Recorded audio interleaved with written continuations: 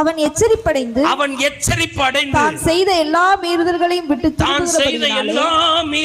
விட்டு திரும்புகிறதுனாலே அவன் பிழைக்கவே பிழைப்பான். அவன் எச்சரிப்பு அடைந்து என்னது எச்சரிக்கப்படும் போது அவன் என்ன செய்யணுமா? எல்லா மீறுதல்களையும் விட்டு திரும்பினால் அவனை கர்த்தர் என்ன செய்வார்? பிழைக்க பண்ணுவார். அவன்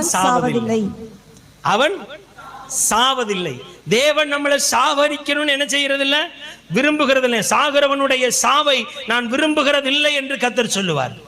32வது வசனம். மனம் திரும்புங்கள். அதே அதிகாரத்துல 32 18 32 மனம் திரும்புங்கள், அப்பொழுது பிழைப்பீர்கள். சாகிறவனுடைய சாவை நான் என்ன செய்கிறதில்லை, விரும்புகிறதில்லை என்று கர்த்தராகிய ஆண்டவர் சொல்லுகிறார். அப்ப தேவன் யாரையும் சாவடிக்கணும்னு விரும்பல.